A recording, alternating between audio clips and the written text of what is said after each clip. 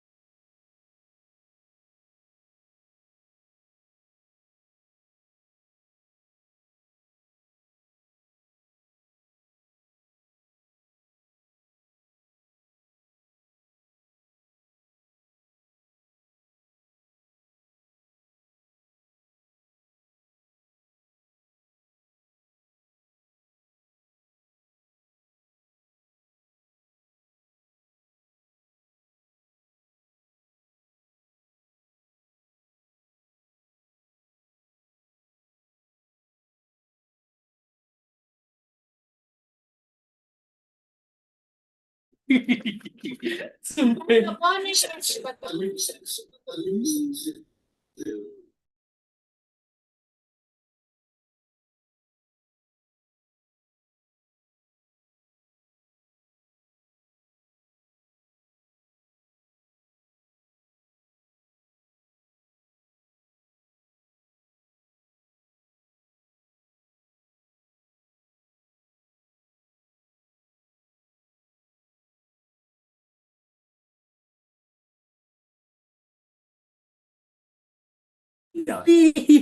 Aduh Tuhan.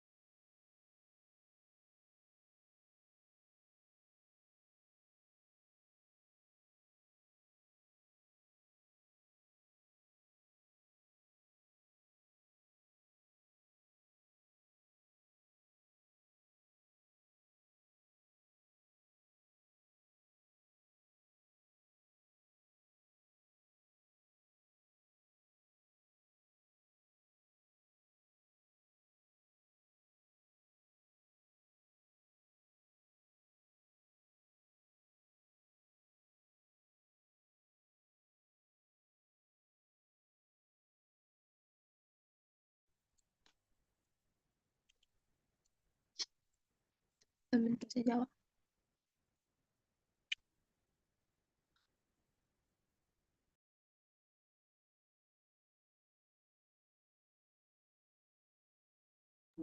Jadi baca bentar sih.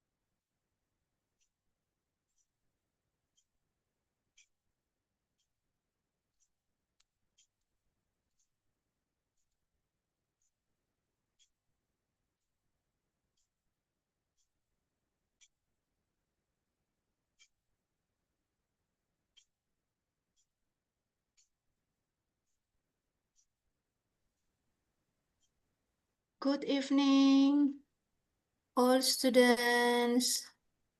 Bagi mahasiswa FKIP, boleh ditulis nama prodinya di belakang namanya.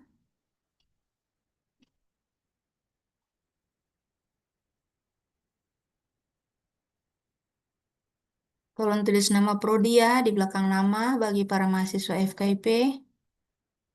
Thank you. Halo, Mem Ayu. Good evening, Mem Ayu. Ma'am, I'm preparing myself. Is the dean already here, Ma'am Ocha?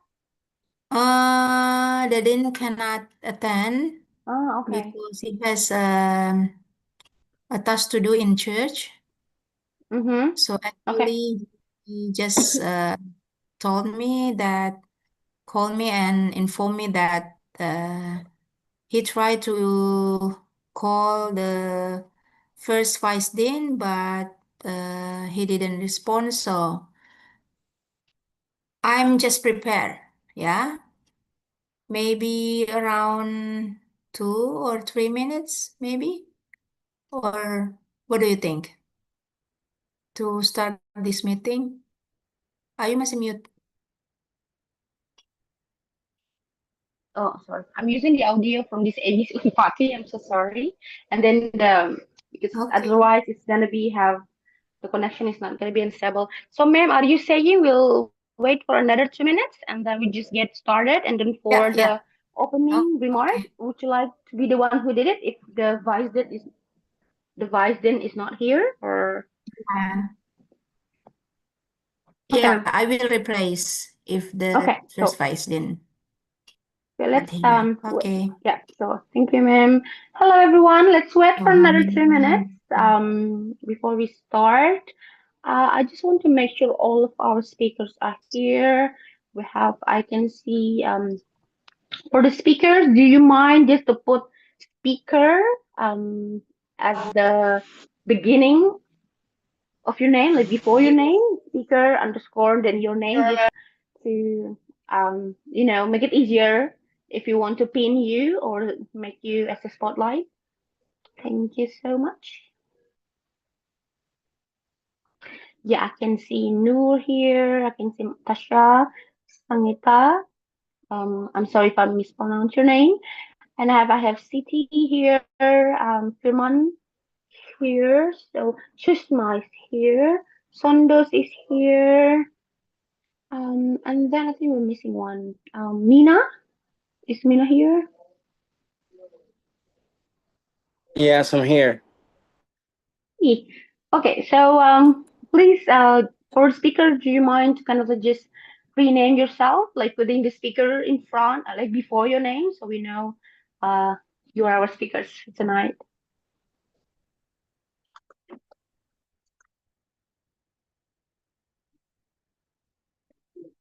First of all, am I audible? Yes, Do yes, I I sound can. okay? Okay. Yeah, I you're can. audible. Okay. Good, good, yeah. So, hello everyone.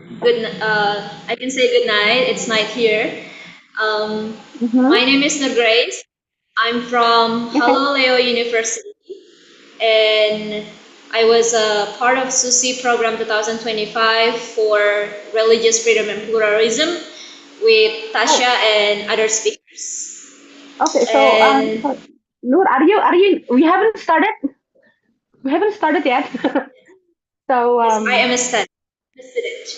I'm a student at Halolo yeah. University, Southeast Sulawesi, Oh, and I'm currently in my 7th semester in studying English literature. Thank you.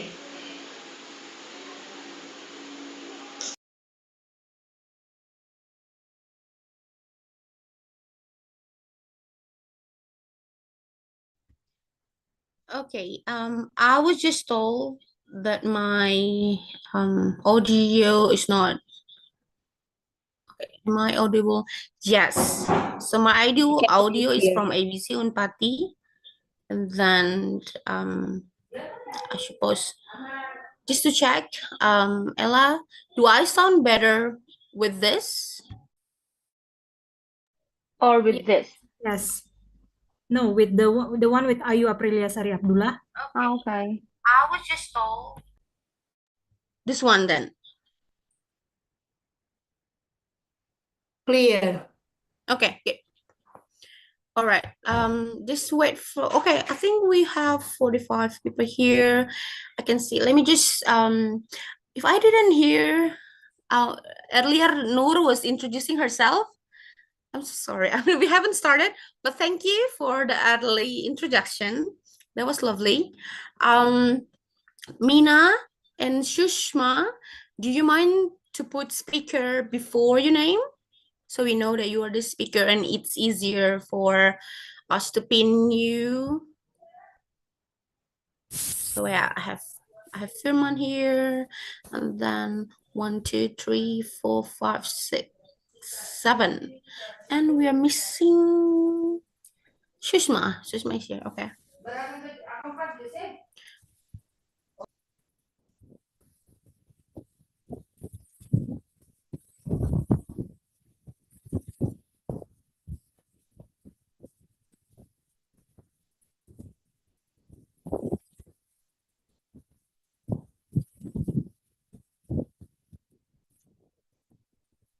Okay, Ma'am Ocha, do you think we can start? We have all our speaker right now. Okay. Okay. Ma'am Ayu, So- please start. Okay, thank you, ma'am. Okay, good evening, everyone, and good afternoon. I think it was afternoon in both India and Egypt, right? So good evening and good afternoon. My name is Ayu Abdullah. I'm the lecturer of English Education Study Program, Patimura University, and I would like to say welcome to all of our speakers from Indonesia, Egypt, and also India. I have the pleasure of becoming the moderator for today's focus group discussion. Very excited. Hosted by Patimura University, specifically Faculty of Teacher Training and Educational Science. Okay, before we begin, I would like to acknowledge that the context that brings us all together is SUSI, the study of the U.S. Institute's program. So all of our speakers are actually SUSI scholarship recipient this year. So SUSI scholarship is a highly prestigious initiative sponsored by the U.S. Department of State, designed to provide emerging global leaders with a deeper understanding of American society, culture, and institutions. Okay, so we're very fortunate today to have a group of exceptional young leaders, all recent SUSI alumni who are now back in their home countries, ready to apply and share their insights. Before we dive into our discussion, I would like to invite the head of English Study Program Patimura University on behalf of the Dean to give an opening remark.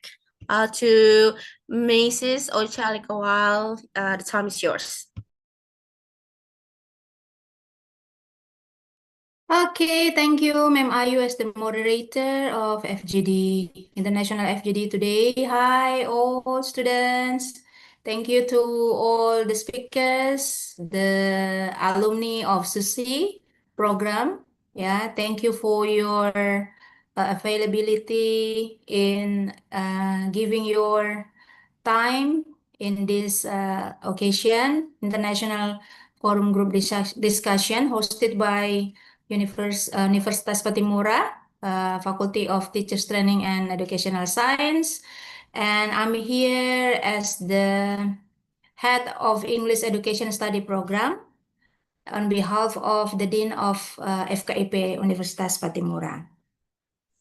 I would like to greet to all of you. Good afternoon to the speakers there. And also good evening, good afternoon to friends maybe from the west of Indonesia and the middle of Indonesia and also in East Indonesia. Assalamualaikum warahmatullahi wabarakatuh.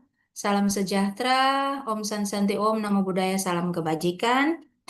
as the leader of the on behalf of the leader of FKIP Unpati, I'm here very grateful to all the speakers, the ex-speakers, the inspiring speakers, our alumni of the study of the U.S. Institute SUSI Program 2025 this year. It is a great honor and pleasure to welcome you all participants to this International Group Discussion Forum hosted by the Faculty of Teacher Training and Education, Universitas Patimura. Today, we gather under a very meaningful theme that is Unity in Diversity, Exploring Religious Freedom and Peace Building. I think this theme is very interesting to all of us, especially for the students. And we hope that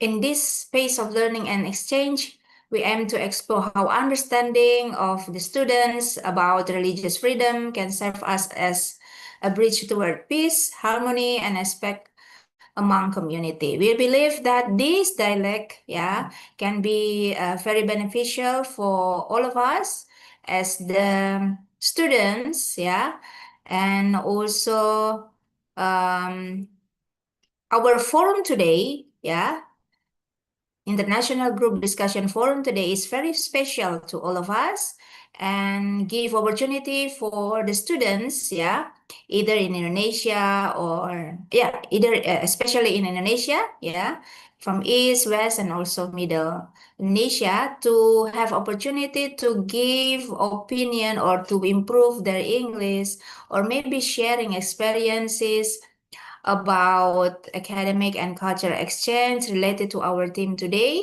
and also help us to have our own perspective, inspire local action for peace building and also tolerance based on our theme, of course.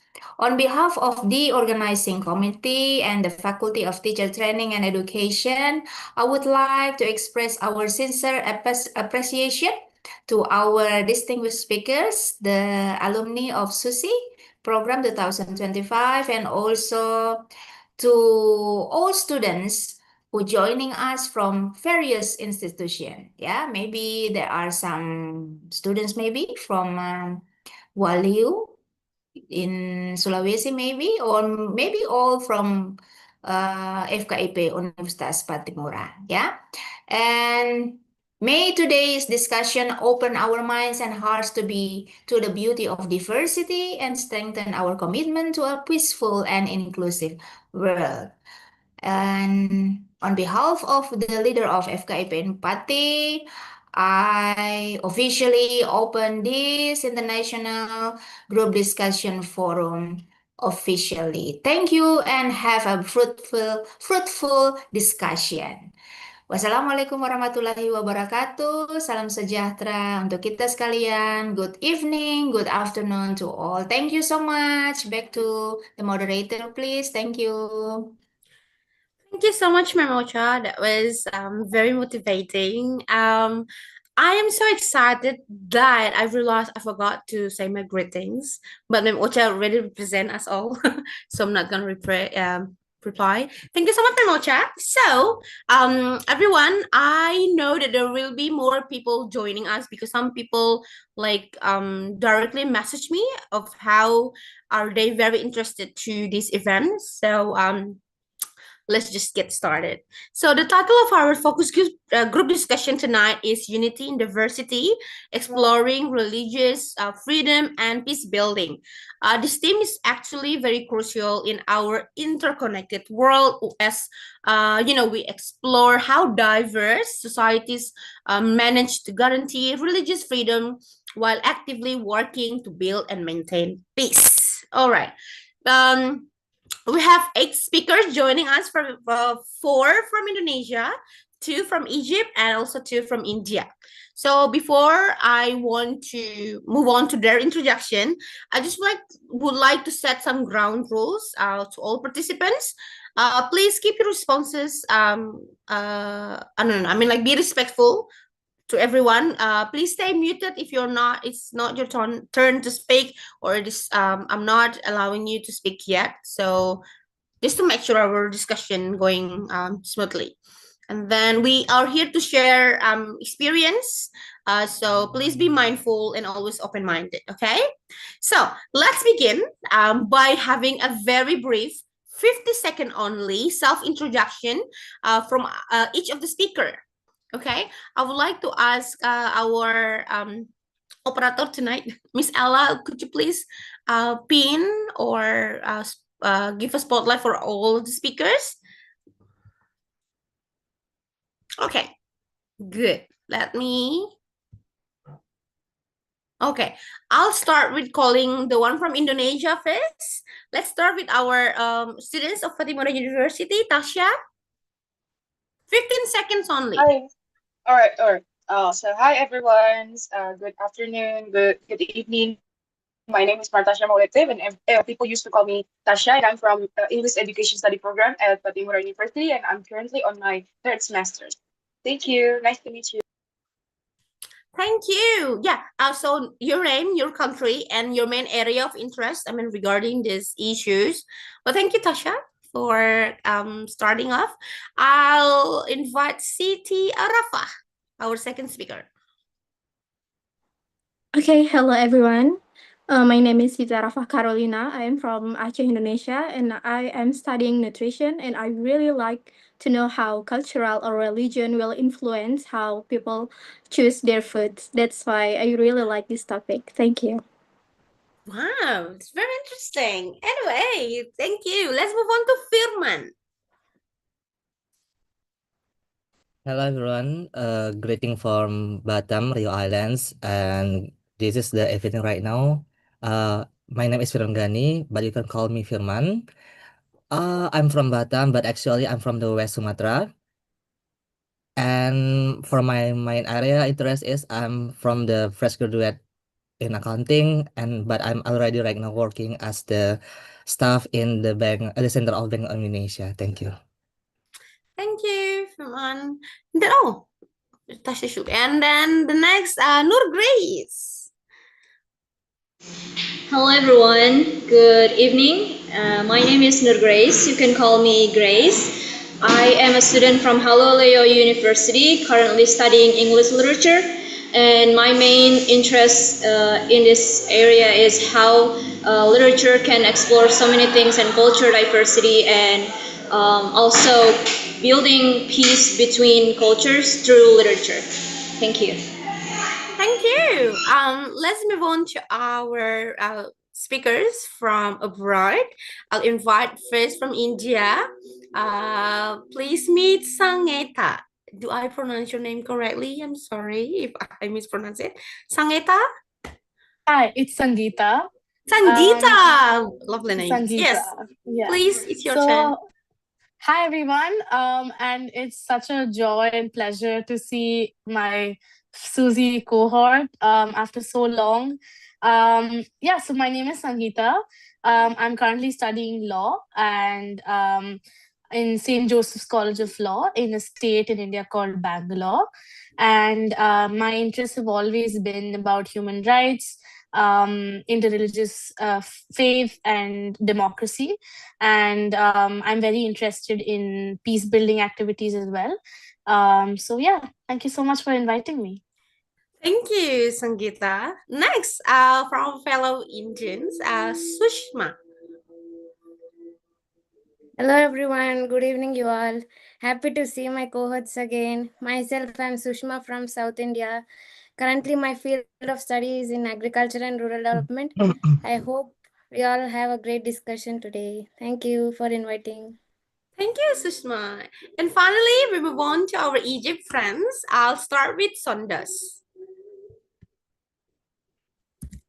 Hi guys, I'm Sondas. I'm from Egypt. I study political science, and my first interest is like youth dialogue or something like that, in all its forms, debates, discussion, all of this. Thank you. Thank you. And our last one is Mina. Hello, everyone. This is Mina from Upper Egypt. My field of study is medicine. I'm in my final year, and I'm pleased to see all my colleagues from SUSI. My field of interest currently is youth empowerment, and I'm also interested in dialogue between different religions all over the world. Thank you. Thank you. Can we give a virtual clap or reaction for our speaker's introduction? I'll do the online one. Thank you so much for your introduction. Um, let's move on. Let's start with our question. So the format of this focus group discussion, I will give you some questions, and then to give kind of like a representative of all countries, I will just call out one of you, one of the speakers from each country to give response to the questions, and then at the end we will have conclusion where everyone will have the time to give something to say. Okay, I'll start. I would like to ask Tasha, Mina, and Siti. Um, let's drawing on your experience. How does your country's concept of unity in diversity or national pluralism practically intersect with the guarantee of religious freedom? Also, can you give one the specific historical or constitutional aspect that frames that this relationship? So I would like to start first. Mm-hmm. Am I audible? Yes, you are. So just a quick history about it. So back then, Indonesia national motto is Bhinneka Tunggal Ika, right? Or unity in diversity, which is Mm-hmm. served as spiritual glue holding together a nation with more than 700 ethnic groups and six state recognized religions. That is not a simple receipt. Of course, diversity here is in a footnote. It's a headline. This motto actively intersect with the guarantee of religious freedom by promoting the idea that difference is not threat or to national identity, but rather its defining features, right? So at the heart of this relationship lies on a constitutional foundation. The first principle of Pancasila, which is in Indonesia we know it as a Ketuhanan Yang Maha Esa, but in English we call it belief in one supreme God. So when Indonesia declared independence in 1945, the nation's founders placed this principle at the very top to ensure that the state protects faith while preventing the dominance of any single religions. It performed a national umbrella, like just imagine an umbrella, right? And that's how they saw it back then, under which all legally recognized religions could practice freely, each receiving state protections and acknowledgement. And also, yet this principle did not always look the way it does now. Like I mean, it in the earlier draft known as the Jakarta Charter in 2020 June for 1945, the first principle include the seven words, which is with the obligation for Muslim to follow Sharia law. That what happened back then. And the history, even in the elementary and middle school, the teacher taught us about that. But then Mm-hmm. this phrasing was originally a compromise of with Islamic groups during the constitutional negotiations. But however, on 18 August 1945, just one day after the independence, the phrase was removed when the final constitution was adopted. Mm-hmm. The decision was made to preserve national unity, particularly to ensure inclusion of non-Muslims in Indonesia, especially in eastern regions such as Maluku, East Nusa Mm-hmm. Tenggara, and Papua. This historical moment shows how deeply unity in diversity shapes religious freedom in Indonesia. The removal of the Sharia obligations made space for a shared national identity that honors belief in God without forcing one religious law upon everyone. So, in the end, religious pluralism wasn't added later as the decorative element. It was intentionally woven into the very architecture of the nation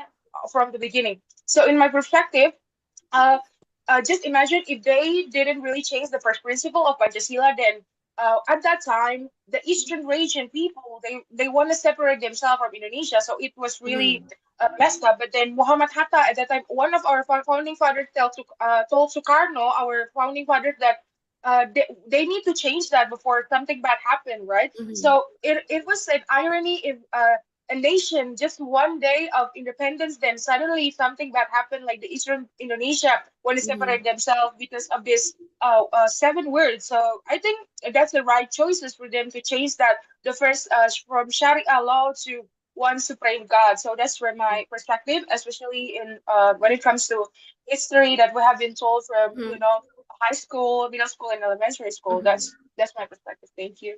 Okay, yeah. Thank you, Tasha. You brought a very interesting part. I would like just to add, maybe Siti could add a bit from Indonesia. Siti? Yes, of course. I want to tell about my province perspective. As you know, before I'm from Aceh, and we have a unique situation that we apply our own law.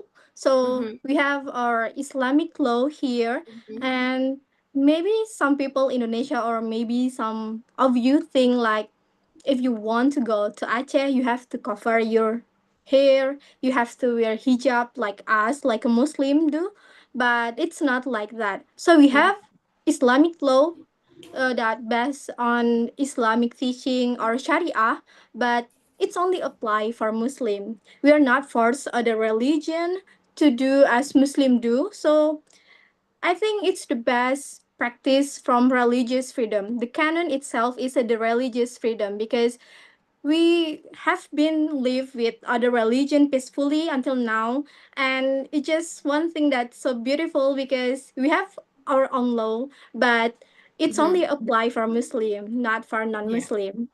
Thank you. Thank you.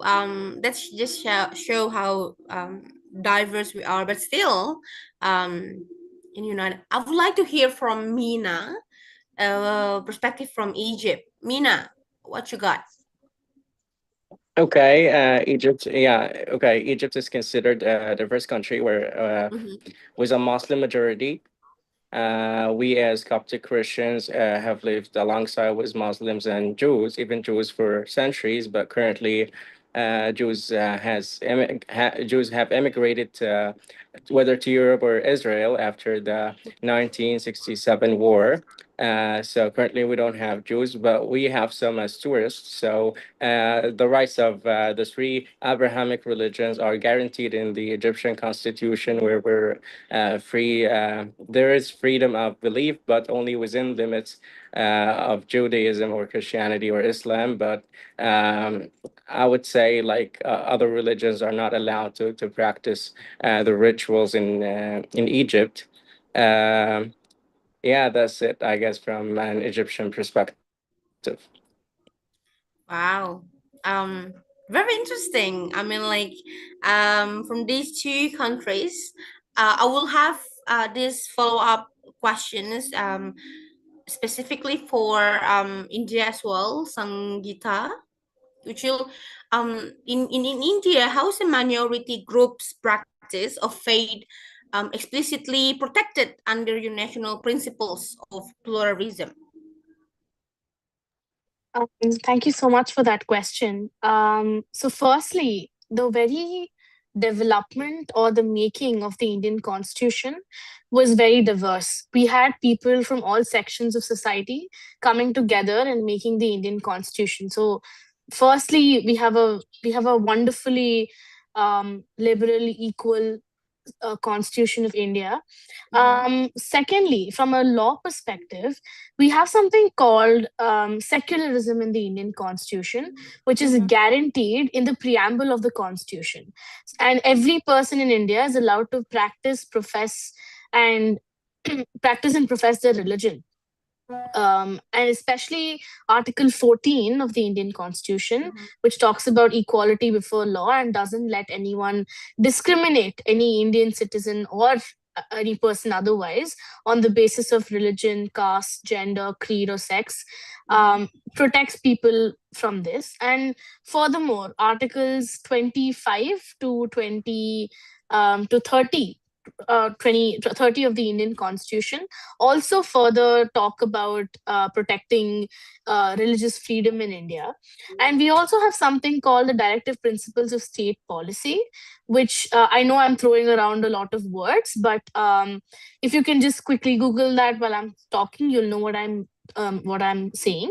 So the directive principles of state policy is actually borrowed from the Irish Constitution, and this sort of guides the Indian state to act for the welfare of Indian citizens.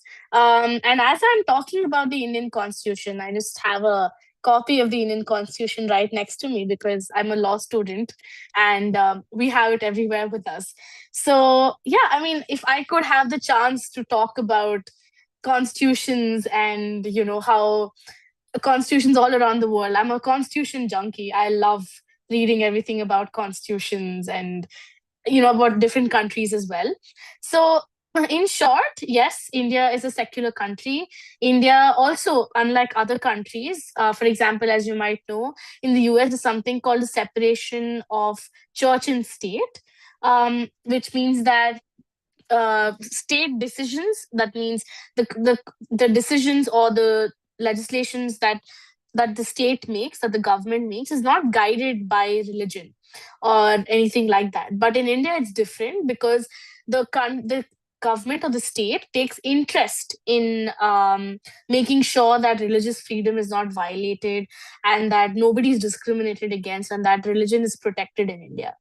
So, yeah, this is what I have to say about that. Very interesting. And how you say you are constitutional, how you love it so Junkie. much.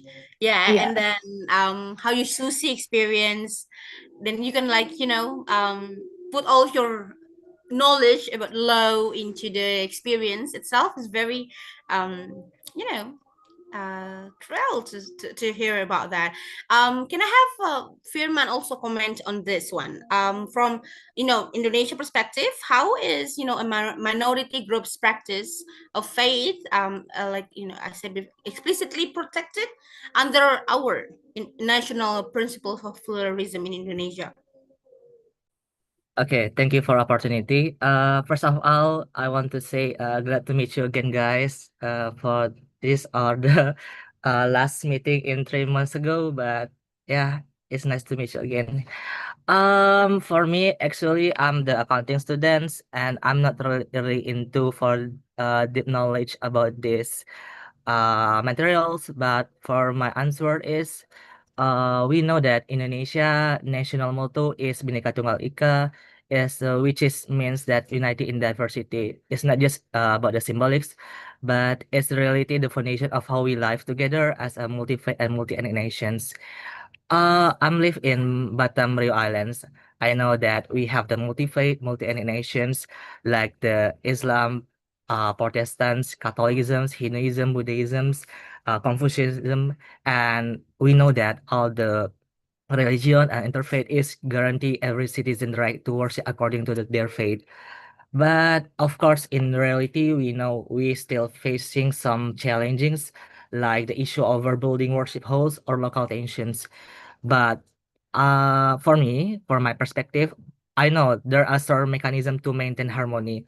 For the example, in the Batam, in my island, I'm so sorry, I know that in for the central order is Indonesia, but for my West Indonesia, which is the Batam Rio Islands, we have the Forum Kerukunan Umat Beragama, which is like the religious harmony forums. In for my province, they have the in every city in this mediate and promote dialogue among the communities.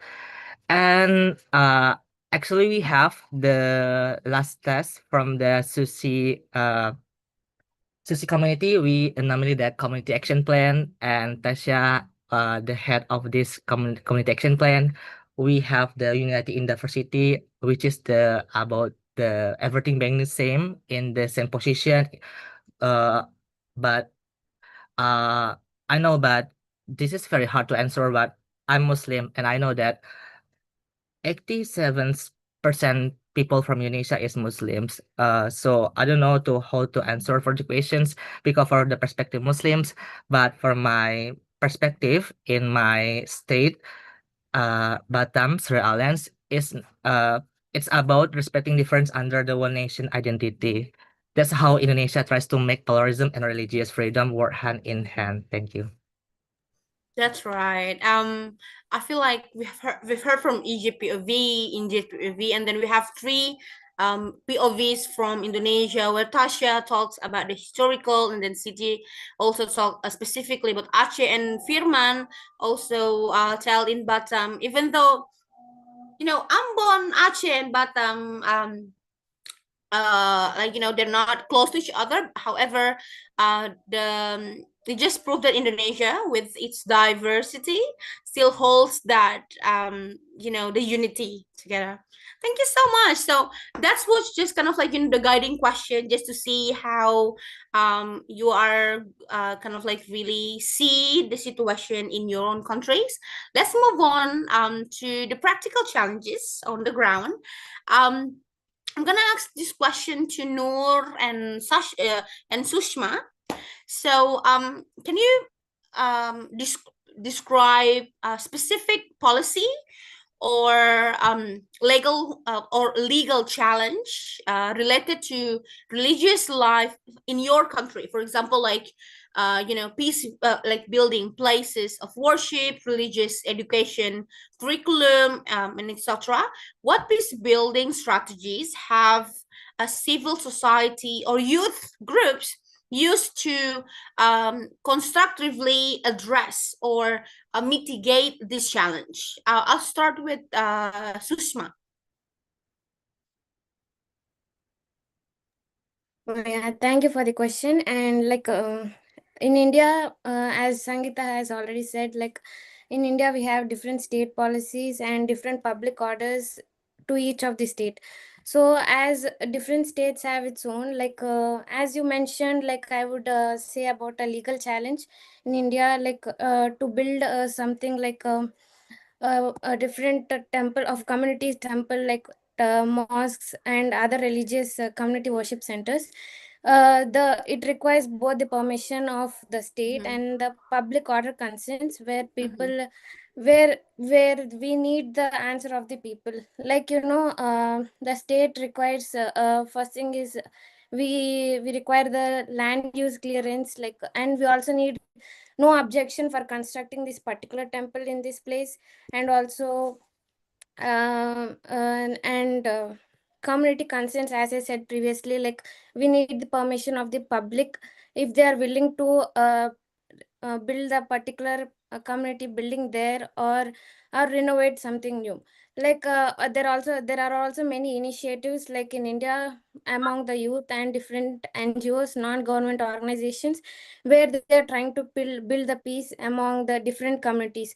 This would probably raise to a tension between the people and the community, people's community and their religious practices. But one thing we are trying in India is like youth and the organizations putting the effort in mutual understanding between the religions. And there are many youth-led campaigns and initiative programs like community services, like conducting drives among the communities and people to understand how a mutual respect and understanding could between the religions could bring the peace. This is what I want to say. Well, thank you, Sushma, for bringing that challenge in India of building like temple, and also the response of the community. And you are one of the youth, in India, and it must be excited, like thrilled for you to become Susi recipient, and then can, contribute to your youth community there. I would like to hear from Noor Grace. How about, let me just repeat the question. In Kendari, you're in Kendari, right? Can you describe a specific policy or legal challenge related to religious life in your country, and what kind of like peace building strategies or initiative have youth groups or civil society used to address this challenge? Okay, so thank you for the chance that have been given to me. First of all, I want to say it's not far away from what Sushma has mentioned, what happened in her country.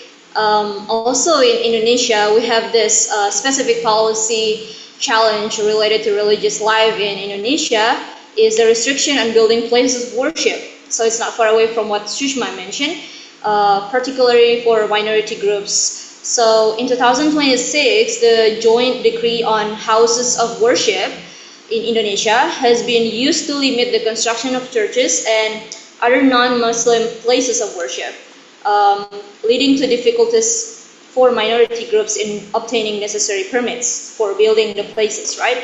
Um, and there are so many things that the youth and also the community do in order to prevent this kind of thing from destruction for destructed the community. There are several things that they do. For example, is interfaith dialogue, which is I often do here. So we have a community called Talk Time. So in Kendari, and we read books, and we also read books a lot about interfaith, intercultural, and also like several things related to religions. So people from other faith, they can come, whatever you believe in, you can come, and then we can talk about it, and they can bring up what their problem in their community, and we can discuss about what kind of things we can do in order to fix that. And also in Indonesia, for in Kamen, there is a foundation called Wahid Foundation, and Fahmina Institute promote interfaith dialogue and cooperating, bringing together young people from different religious backgrounds to foster understanding and empathy. So a lot of things that people do and community do, I think is similar to in other countries too, is like doing a lot of dialogues, because this kind of problem that happens based on the specific policy that is made by the government or even by the community. The only thing we can do is dialogue and open our mind and think, and then just talk about that specific problem to one another, because we need to work together. But before we can work together, we have to talk about it, and we need to come together and think about what we can do in order to just fix that kind of problem before it becomes even bigger than it has to be. So I think that's from Indonesian perspective, and yeah, I think that's all. Thank you. Wow. Yeah, that's very true. I mean, like interfaith dialogue. I've seen some here in Ambon too, and it's kind of like brings people from different background together, to talk and finally have some solution to the problems in society. My follow-up question is actually I would like to ask Susma and Noor to give specific challenge, but I think you did, both of you have already did that. I will also like to ask, is there any kind of unsuccessful attempt, from the government or the community, uh to tackle this challenge? Would you like to add on that? Because I know that Noor, you mentioned about the interfaith dialogue and also some of the um communities, and also Sushma, you talk also about youth groups there. But have you seen any unsuccessful attempt, to tackle this kind of the challenges you have just mentioned? Sushma? Yeah, I can say like there is a dispute like in one of the state of India called Uttar Pradesh. There is an Ayodhya dispute. Like I couldn't say this is both a successful one and unsuccessful one, because it matters on the both the sides, because this is something happened between the communities of both Hinduism and Muslim community. Previously, there was like a mosque which was built in the 16th century called Babri Masjid. Like later it was demolished due to the communal violences, and later like different after the demolition of the Babri Masjid, uh, there's a lot of time left over, and people built up the it is actually the birthplace of Lord Rama, and it is also called as Janma Bhumi of Rama. So there was differences between the Hindu and Muslim communities. They have also built a Hindu temple there.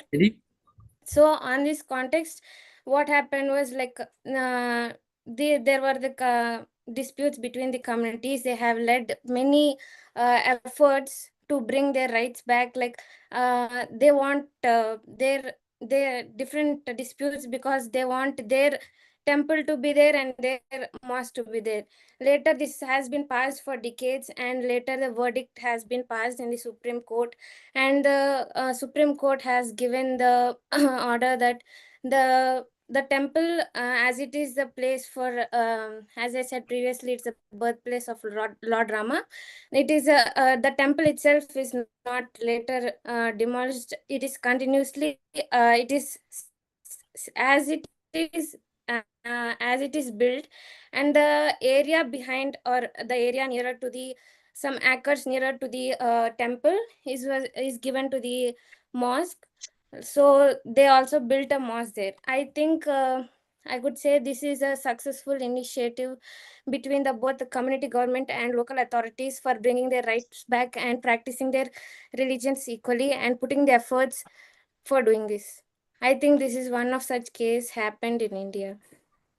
Thank you so much, Sushma. I mean, like when you start talking about it, I was kind of like, it's gonna be successful and unsuccessful. But I mean, like how government kind of like jumps in to kind of like, even though it took quite a while, but it's I'm glad to hear that it's finally the government, the local authority, and our community people come together to solve it. Noor, would you like to add any other example?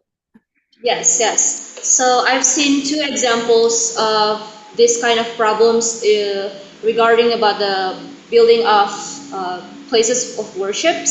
So first is in Wakatobi, which is in Southeast Sulawesi, and also in Baubau, in the same province. So this problem happens to both Christian communities where they try to build a church, but then after several months of processing and following the policy of where they have to they have to get the signs of 90 families in order to build the church, and then they reported to the government, but then I think the government has failed to do this to also make the peace between two religious community, between Islam and Christian, because the building is not done yet, and also several times they try to attempt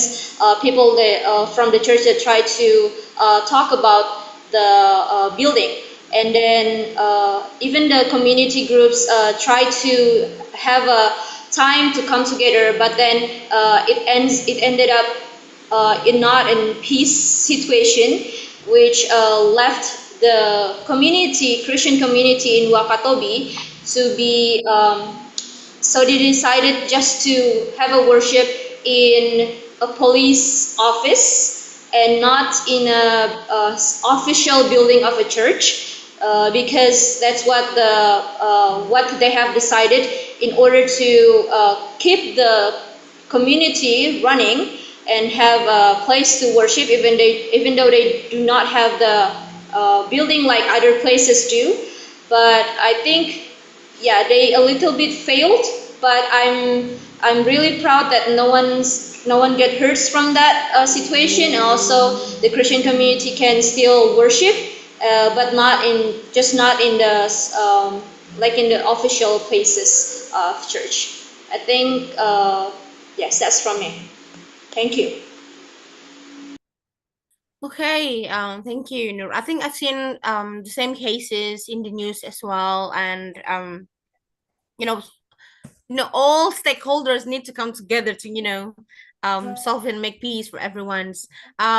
Next, I'm going to talk about. I know you mentioned government, community. I'm going to talk about the role of youth here, since you're also schoolers, and I would like to hear from Sondos. I mean, like, you are all schoolers, future leaders. In your country, Sondos, what is the most significant barrier, preventing youth from different religious background from, collaborating effectively on kind of like peace building initiatives? And also, in contrast, what is the most successful youth-led initiative you've seen to overcome this barrier in Egypt? Okay. I'm gonna talk from the start of the conflict. We had like conflict from 10 years ago or something like this, when I don't know if all of you heard about the Arab Spring, when many revolutions happened in Middle East. We had like many revolutions and conflicts in 2011. It was a political conflict, but it was framed with religious because of some extremist was a group Muslims after the revolution, and this made like youth not exposed to diversity or religious language. And another factor is the gap between the rural and urban communities. Like youth in rural areas often receive less exposure to diversity and interfaith engagement in those big cities like Cairo or Alexandria.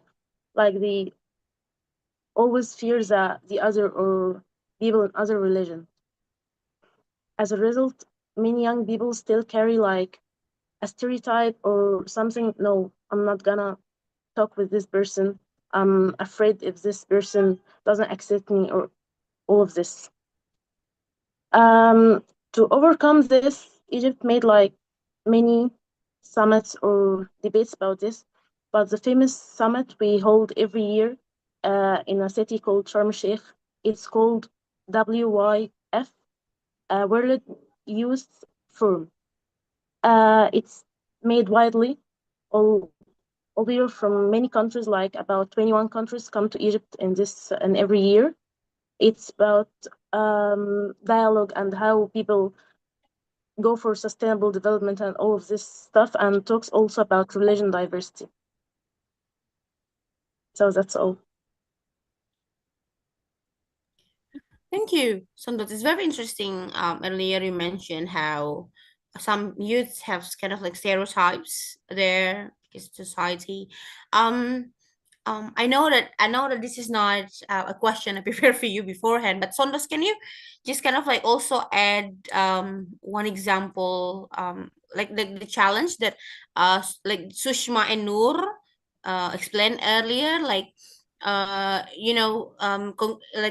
like a case or example from Egypt where like challenges related to religious life happened, and is there any kind of like the government or the local authority or even youth groups, the summit that you were talking about, do they kind of like also have part in solving the challenge?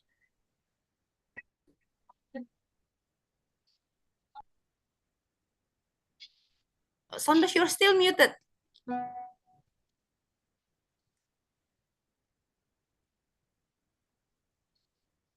Sondas?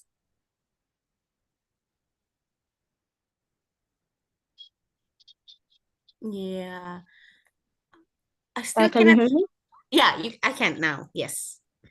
Do you mind adding a little bit in like in Egypt? Is there any kind of like example or case that you have seen where challenges related to religious life, happen, and then how the government or youth groups, come to address the challenge?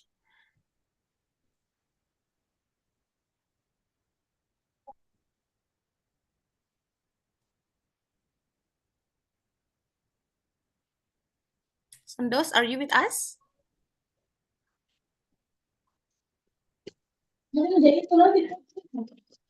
Yeah, I think we're missing Sandos here due to connection. Am I the only one who cannot hear Sandos? I think she's freezing, right? Yeah, she's here. Yeah, okay. I'll get back to you, Sandas, after this.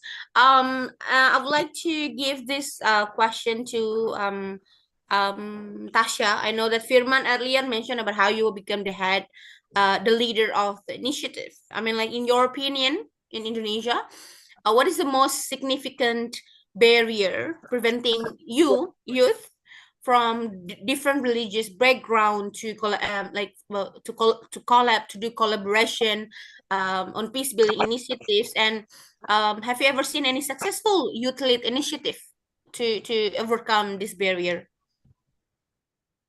Yeah, so I think just for an example from my region, so in Ambon, there's something happened called as the conflict of 1999. Back then, it was like 26 years ago. It happened because some, misunderstanding between religions. Then I think most significant barrier these days, firstly, persistent religious segregations in daily life, especially in cities like Ambon, where schools, neighborhoods, and social groups are often divided by religions. Like back then, from what I heard from my parents, from my grandparents, from my family, they were live in harmony with other religions back then. But then when the accident struck at that time, people start to have the trust issues and live separately from each other. So in Ambon, we know that in this particular region, like region A, region B, there will be a Christians, there will be Muslims live there. So yeah, they have like a big trust issues that clearly happens until nowadays. And then next, limited interfaith interactions create stereotype and inherit distrust, especially among youth who never experienced past conflicts but still fear their impact. I mean, it's like what Sondis mentioned earlier that sometimes the conflict like this will cause biases and stereotypes, especially when the elders said that, oh, you to the youth that, oh, you don't have to talk to that people, that person is dangerous because of this, of that, because back then something like this that happened, they did something bad to us. They might be planted a seed inside of their youth's mind to stay away from a particular community or particular regions. And then next, social media echoes chambers that reinforce misinformation and radical narratives, making it harder to build empathy across religious lines. Sometimes when we are lacking of literacy, we will start to believe about some particular hoaxes, news in Instagram or any particular social media, especially when the youth receive information like, oh, this religion did this or this religion did that, and they start to believe because they didn't even try to check the information if it's real or not, and they start to believing it and spread hate towards it. And it will shows the lack of literacy, especially tolerance among the community, like such as diverse community in Indonesia. And the next one, adults unresolved trauma and political interest sometimes pressure you to maintain divisions instead of encouraging collaborations. I think this one also, like I mentioned before, that sometimes the elders or our parents, our family, and our grandparents perhaps they still have trauma that linger around them. So every time they saw conflicts, especially in my region in Ambon, they will start telling the youth that, oh, you stay away from those people. Those people are very bad. Those people are this. Those people are that. All the bad stereotypes. They're spreading it all to the youth to start the hate towards those particular community that they don't really like. That they think that because of the past, uh, those community will always be bad because they are always like that from the beginning, right? That's what they think about those particular community. And then I think most successful youth lead initiative will be peace propagators or interfaith youth collaboration in Ambon.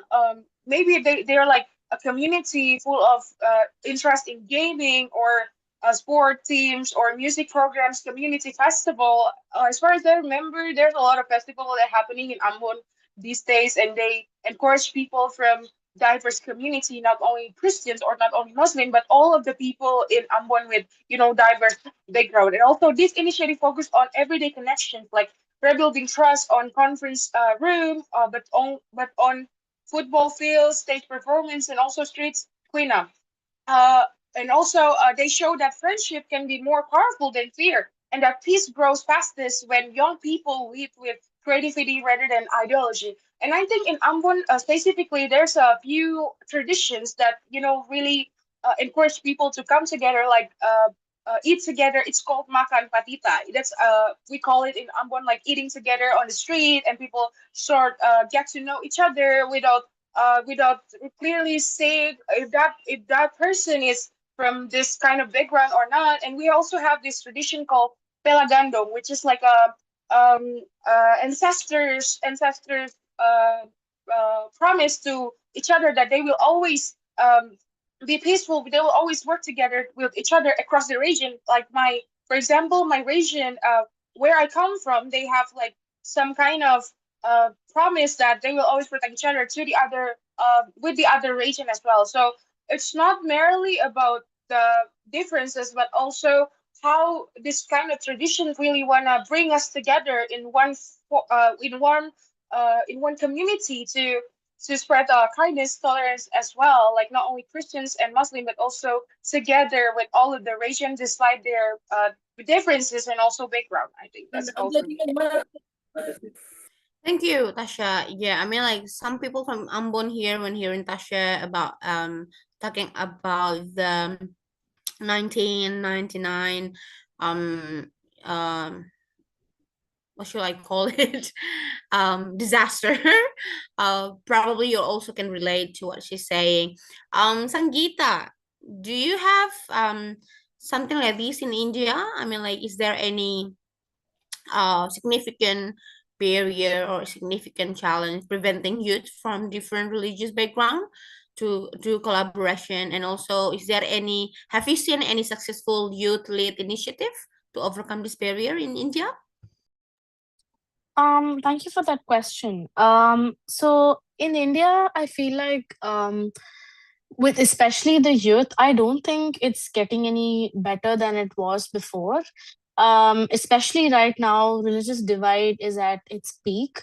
And in India, especially, we have divisions based on caste and class and religion, which are quite at its peak right now. So it's very hard for the youth to come together. I think that's what's preventing the youth to come together and work on peace building initiatives or work on religious freedom. And I think Tasha framed it like really well. I think in India as well, there's this mistrust and perceived social stigma among the youth as well about what a certain person from a community is, or what what character or thing that they possess. And another thing is that misinformation in India is at its highest because not a lot of youth are very they're not very, they don't want to go, like, it's very easy to spread propaganda and to spread fake news on social media because it spreads like wildfire. So I don't think there's a lot of effort from the youth to go check if that information is actually real. And another thing in India is that there's this thing I was reading. It's something called, there's this concept called fascist families. So, fascism, if you all don't know what it is, it's a system where it's very authoritarian. Like, people do not practice democracy, and there's an authoritarian figure, and that authoritarian figure dictates everything. Now, when it comes to something called a fascist family, um, in a fascist family, what usually happens is that the parents talk about community that they've perceived to be a certain way, and they expect their children to also treat their friends or people from the other community the same way that the parents have experienced. So this way the children don't really know how to talk to people from other communities or religions without that perceived social stigma or stereotype. So I feel like in that sense there's been a sort of like a hindrance towards the youth coming together in India, especially now. But I think back pre 2000, 2000s, there was a lot of you know coherence between the youth in coming together. And I feel like right now the most I've seen the youth come together is in protests. We had something called the CAA protest, which is the Citizenship Amendment Act, which is a act that is passed right now in the parliament, and a lot of people were very against it.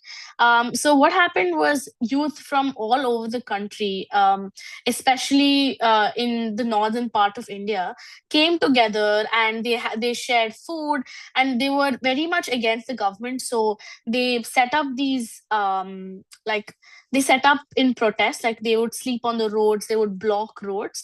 So they would sleep on the roads, they would bring in food from their houses, they would share with each other. There were different the people from different communities, they would sing songs together, they would sing songs of protest together. So I feel like in that sense, I feel the youth really comes together. And I think I recently saw that in Indonesia as well. Recently there were a lot of protests about this one young man who was killed. I saw that a lot of youth came together, and I saw a lot of Instagram stories that were talking about how wrong this was. And it's something very similar in India as well, that they see something wrong happen, something very significant, and they realize, oh my god, this is wrong. And a lot of people speak out on social media. But it's also sad that something that significant has to happen for young people to come together. And I feel like Gen Z as a generation is way more open, they're way more liberal in that sense. And I feel like there should be more effort from our generation to increase that bond. So this is what I have to say. Thank you, Sangeeta. I think you've made a very good points. And also it's leading to my next question. You mentioned a lot about propaganda, social media. So I'm going to ask, when we're talking about youth, Gen Z, they use social media a lot, digital media a lot. So how I think I'm gonna ask Firman for this question first. From I'm Indonesian sorry. point of view. Yeah. Ma'am, sorry. Sondus is already here. Yeah, She I pinned her yeah, and then she left again. all right. Perhaps the connections. Yeah, so let me just, yeah, she's not here. I found her and then I pinned her again, but I think she's when she's here, Miss Ella will help us to pin her again.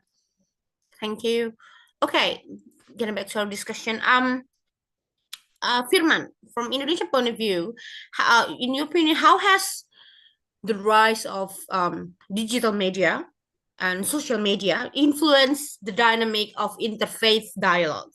Um, is it primarily a tool for unity or a catalyst for division?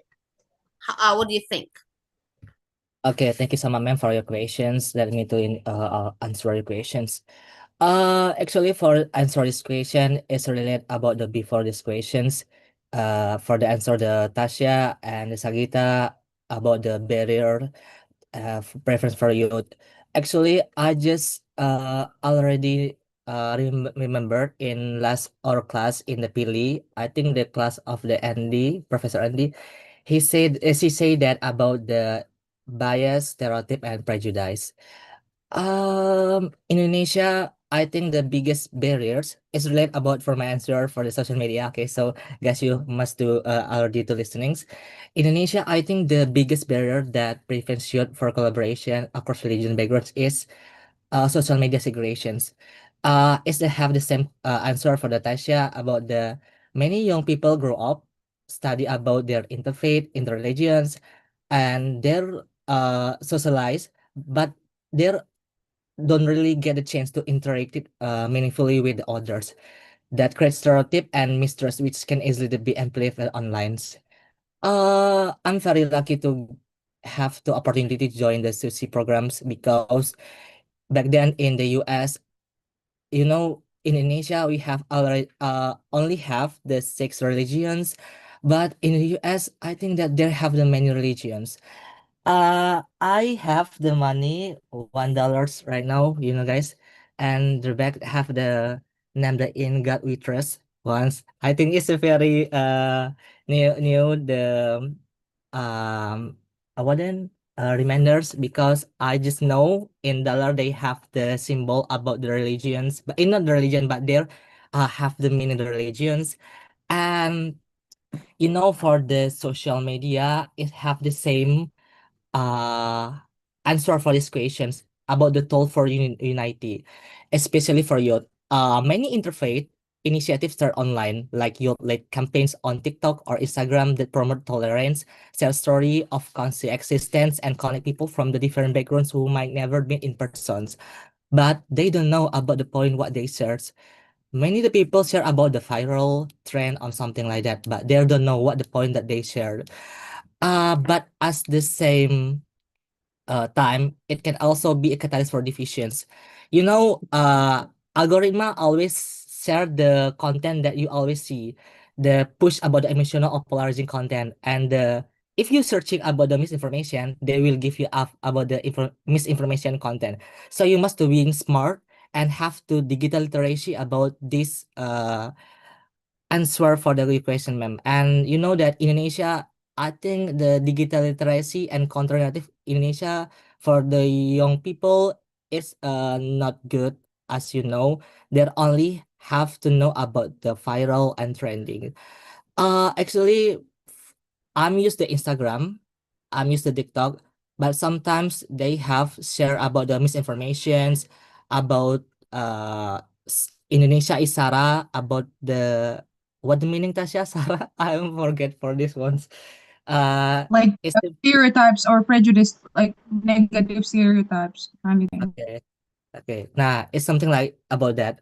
And so I want to say that social media itself is not the problems, but it's about the who control the narrative. And when you take the lead, it really becomes a tool for the peace building, not the polarizations. Thank you. Yeah, I mean, like, you're making the point about the viral stuff and saying, and you said it is you think social media and digital media is can be a tool for unity. I think, yeah, that's true. I'm wondering if we have different opinion. I don't know. Mina, can you kind of like comment on this? Do you think how the rise of digital media and social media could influence the the interfaith dialogue? Do you think is it a tool for unity or a catalyst, to divide people?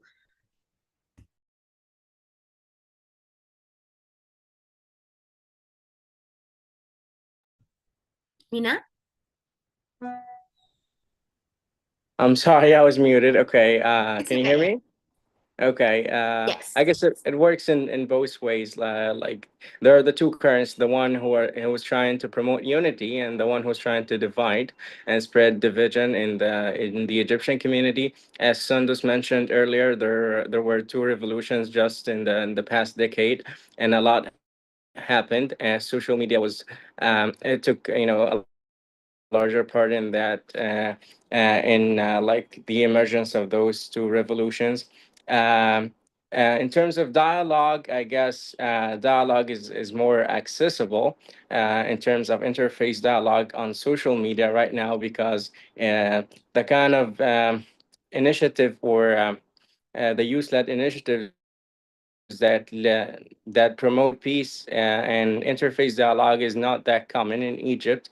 There's a law that was passed in the 1982, I guess, the law of the contempt of religion, which is so everybody's afraid to fall under this law if they try to discuss religion publicly. And there's also the extremist current who's trying to attack or do any kind of violent acts against people who are trying to discuss these matters, especially while being in Egypt. So social media, after the spread of social media and the kind of online dialogue, everybody is. Has the access to dialogue, especially interface dialogue online. And I guess, the majority of the people who are doing such thing are outside Egypt, not inside. So that's what I believe in terms of social media.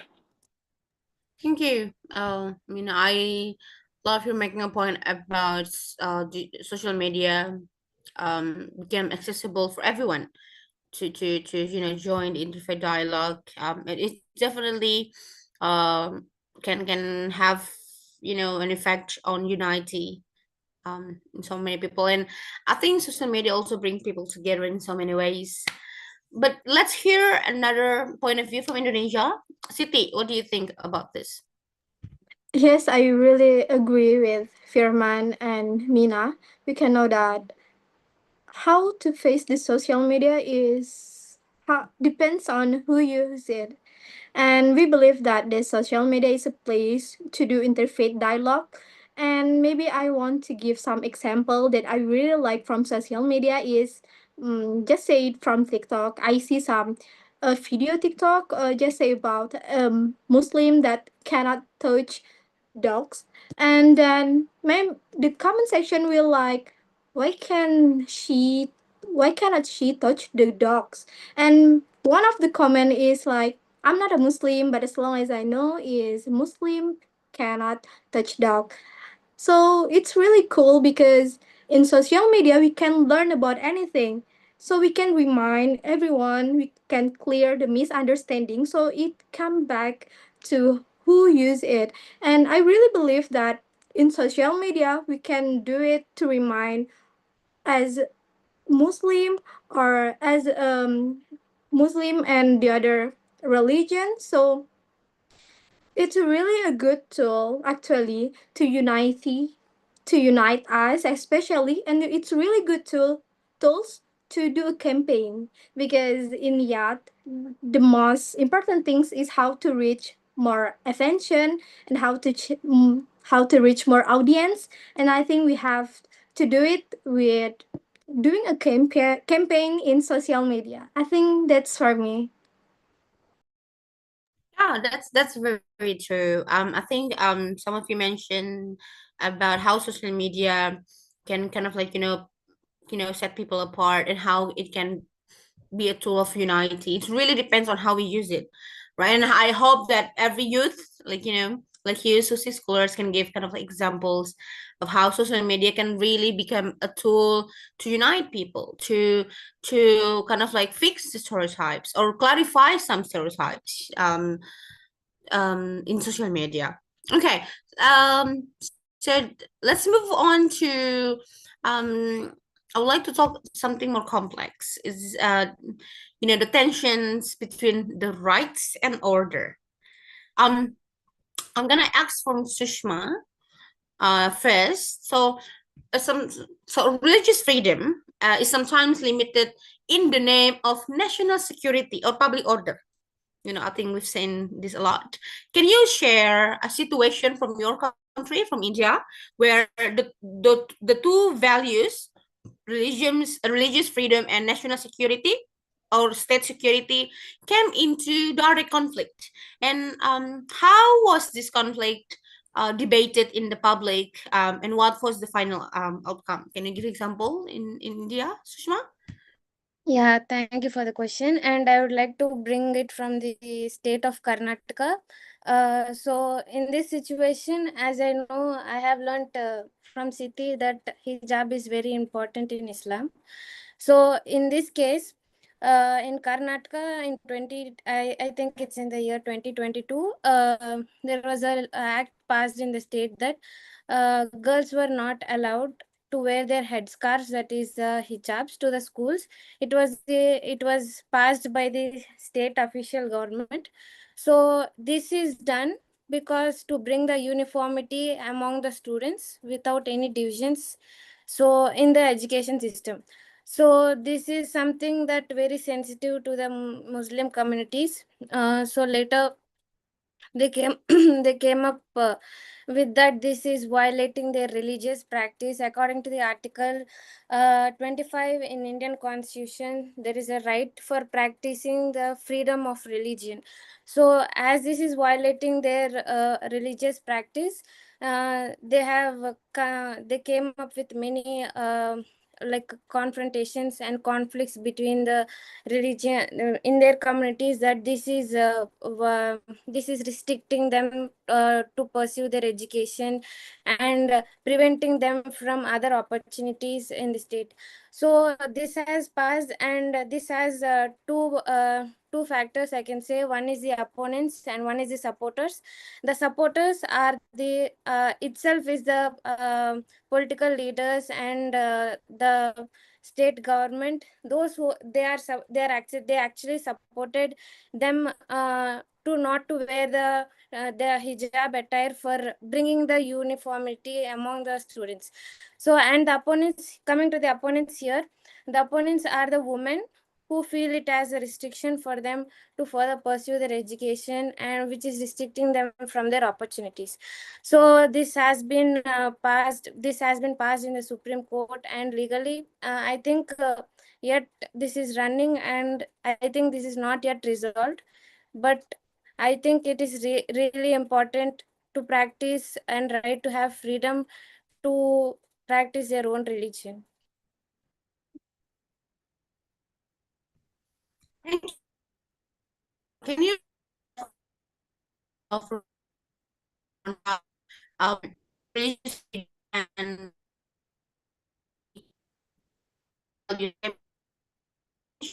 and how has this conflict come to public, and is there an outcome that has been reached? Sorry, you are not audible. Can you repeat? Oh, thank you. No, yes, Sushma, am I audible right now? Yeah. Yeah, thank you. So, I just want to hear a point of view from Indonesia on this matter.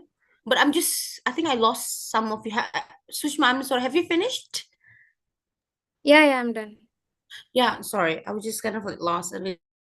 Okay, Noor, from Indonesia point of view, how is it different from India? I mean, like how in Indonesia, how these two values, religious freedom and national security, came into conflict? Is there any examples, and how has this conflict come to the public, and is there any outcome that has been reached? Okay, so when we talk about the religious freedom, it's as we know that Indonesia has so many diversity in terms of belief system, but there are five religions that are recognized by the government, and there's also the law that stated about the right of all the people in Indonesia, that they have rights to express about their faith, and also the right to worship, and also the right to worship everywhere, and without getting any hurt from anybody else from around them. But then when we talk about the rights, and also the state policy, and also the order of the people, of the community, it has several problems, and it's often arises in Indonesia. And I can mention a little bit about the problem that happens in Indonesia. So there are from two perspectives. So from the Christian perspective and also from Muslim perspective.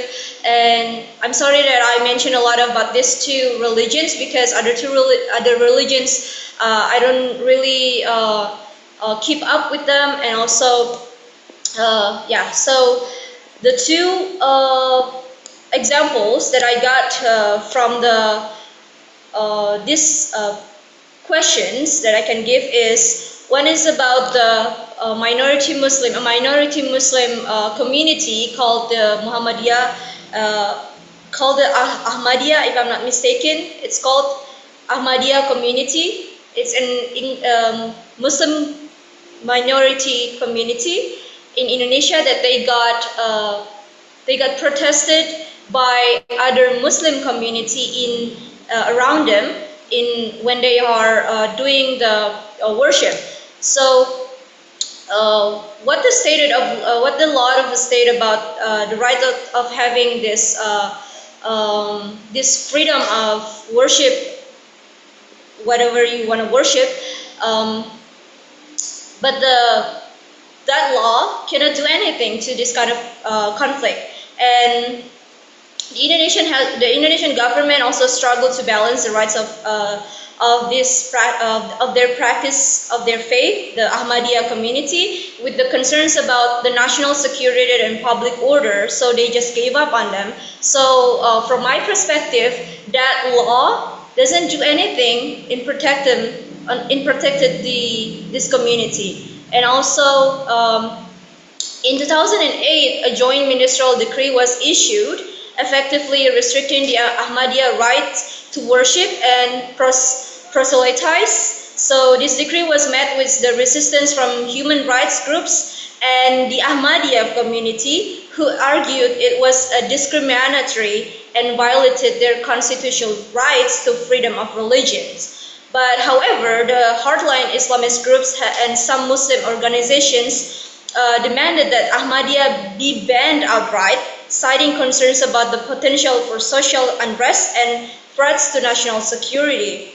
And also, it becomes a public debate that the conflict sparked intense public debates, that some arguing that the government's restriction did not go far enough to address the security concerns, and also while others saw the restriction as an infringement on constitutional rights. And the final outcome that the Indonesian government has continued to grapple with this issue, but the implementing measure that some argued have further restricted the Ahmadiyya's rights. So despite this, the government has also taken steps to promote interfaith dialogue and tolerance, reflecting the country's commitment to its diversity, cultural and religious heritage. But then it doesn't always about the failure or also the state of law that doesn't work really well on preventing the peace between these communities.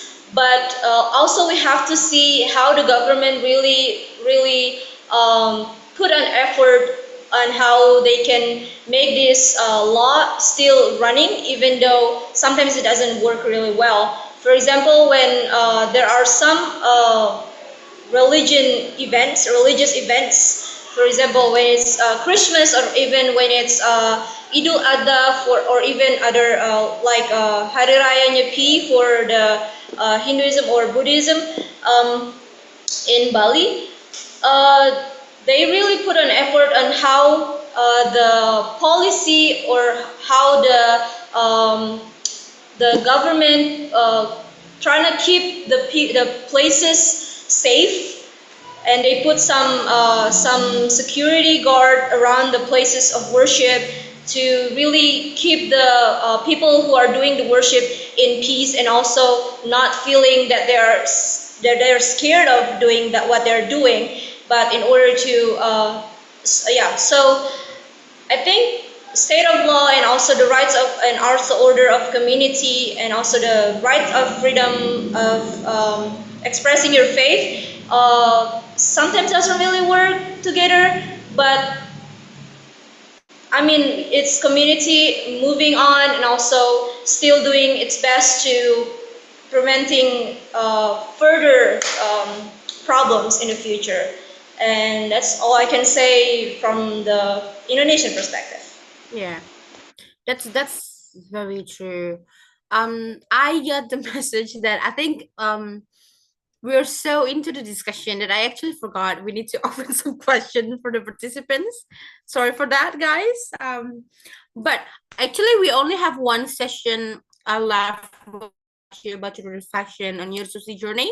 So before coming to that section, I would like to open this opportunity for the participants to ask questions, to just giving your comments or anything on the discussion we've had so far.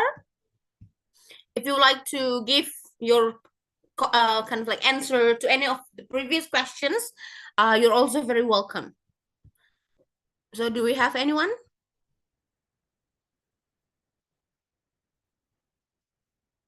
So I think meanwhile waiting for any students or participants to raise their hand, I know that there is someone here in the participant who is she's a part of Peacebuilding campaign, like I feel up until now. I've heard some stories of her too. Ma'am Helena, I'm so sorry if I put you in the spot. She is our lecturer currently studying PhD in Monash University, and I know she's very into religious freedom and peace building topic. So, Ma'am Helena, while waiting for others to give feedback, do you mind to just do you have any question or feedback towards our discussion so far? Hi everyone, and thank you, Ayu. Am I audible? You hear me? Yes, you Yes, are. ma'am. All right. Thank you very much. Um, Again, my name is Helena. I am unfortunately is doing a PhD in education. Say unfortunately with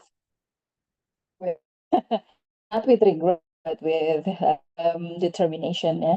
I'm specializing in intersecting ELT and teacher preparations, trauma-informed pedagogy, and culturally relevant peace response language teacher. I would like to thank you for everybody's passion for unity. And if I may add and share a perspective of many Maluku family carries in their bone. They come from the generation who lived through the conflict, before the conflict, and through the conflict. So I'm quite ancient. So in Maluku, we learned the hard way that it's not simply the sound, quiet street, and because silence can come from fear just as easily as harmony. So 20 years ago, more than 20 years ago, our neighbor who once shared food and laughter suddenly saw each other's as, and we learned that peace can fall apart faster than we think. So I that's why unity in diversity is not just a slogan for the Maluku people, but it's a promise that we renewed every day in Gandong culture in a way that we build trust house by house, story by story, etc. So as we continue to build unity, I think the questions that we need to ask is who's still unsafe, who is still uh, invited to the discussion, etc. I think you can. I hope you can hear me. I can hear you, but I don't actually catch your question, ma'am. That's I think. Hmm. Ooh, I cannot hear you actually. ma'am, can you hear me? Yeah, I can hear you now. Ma'am, hello. Am I audible? Yep. I can hear you. Yeah. So, can you please repeat your question one more time? Pardon me? Can I what? Yeah, I mean, I think you give a question, right? Not exactly a questions, but Okay. a ponder, things to ponder that when we discuss, when we talk about diversity and diversity, Mm-hmm. it's not as easy as a lip service because we need to continuously and being very aware to ask who are the people who still feel unsafe to speak in this dialogue and be able to talk about our truth. I think one of the comment here for participants is talking about hard Yeah, truth. Yeah, very interesting I am questions, reading but it I don't now. want to Yeah. take everybody else's time. I want to say that being someone working currently with these topics, it's quite encouraging to hear everybody, the young people speak, especially because Yeah. I'm ancient. But I want to Thank you. hear everybody answer participant question. I think it's a very good question. Yeah. Well, thank you so much ma'am for your encouragement. Ma'am Helena is one of the, I think I don't know for a specific fact, but I know that she's been in this like being a peace activist here in Maluku, and also she went to USA, right, ma'am, for this Yes, specific event as well. I Thank did. you so much, ma'am, for your encouragement Yeah. and your motivation for us all.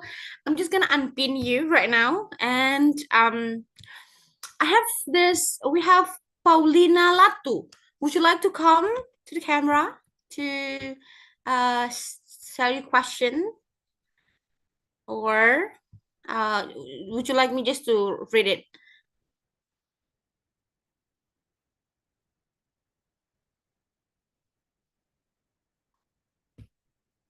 Oh, you're in Angkot. Okay. So, guys, we have a question for, I think everyone can read it. So Paulina said, "Thank you for all the speaker, but I feel like the answer from Indonesia are quite toned down. Peace." Okay, sorry for that. So we are not brave enough to speak of the hard truth. Inconsistency of law enforcement, likewise hospitality, indifference, and insensitivity in the media towards pluralism is rampant. Yes, for friends, for Indonesia, may I ask, what do you think is the biggest threat to unity in diversity now and the future? And for friend from Maluku, Tasha, I like your answer. And in my opinion, your challenge is bigger. What is your opinion? What is your concrete answer? And to friends from other country, do you see current dynamic from America as threat for the world? I know this is quite in the beginning. I think I said that we need to be mindful and be very open-minded, but I think this is a question that we need to address. So I'll start with Tasha first, because she mentioned you from Maluku. Can you give a brief answer to her question? So you mean like what happened in America and what I hope to happen in Indonesia, or what? I don't The question quite about understand questions. what do you think is the biggest threat to unity and diversity here in Indonesia now and the future? I think Can I answer the question first? Oh, sure, Freeman. Of course. Tasha, you go. Yeah.